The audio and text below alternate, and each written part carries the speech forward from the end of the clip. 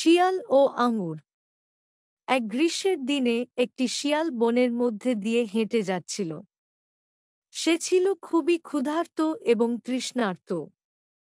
কিছুক্ষণ হাঁটার পরে সে একটি আঙুরের ক্ষেতের পাশ দিয়ে যাচ্ছিল। সেখানে মাচার উপরে ঝুলে ছিল পাকা আঙুরের থোকা, যা দেখতে ছিল খুবই লোভনীয়। শিয়ালটির চোখ চকচক করে উঠল। আহ, এই মিষ্টি আঙুরগুলো খেলে আমার তেষ্টা মিটবে। সে আঙুরগুলো খাওয়ার জন্য বারবার চেষ্টা করতে লাগল। সে লাফিয়ে উঠল, কিন্তু নাগাল পেল না। আবার লাফাল আরেকটু জোরে, কিন্তু আঙুরগুলো তখনও তার হাতের নাগালের বাইরে। সে কয়েকবার পিছিয়ে গিয়ে দৌড়ে এসে লাফ দিল, কিন্তু প্রতিবারই সে ব্যর্থ হল।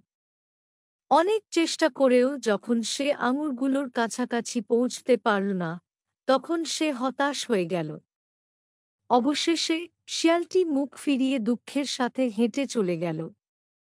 যাওয়ার সময় সে নিজেই নিজেকে বলল, আঙুরগুলো নিশ্চয়ই টক।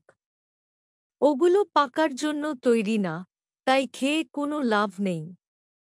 নীতিকথা, আমরা যা পেতে ব্যর্থ হই তাকেই তুচ্ছ বা খারাপ বলে প্রত্যাখ্যান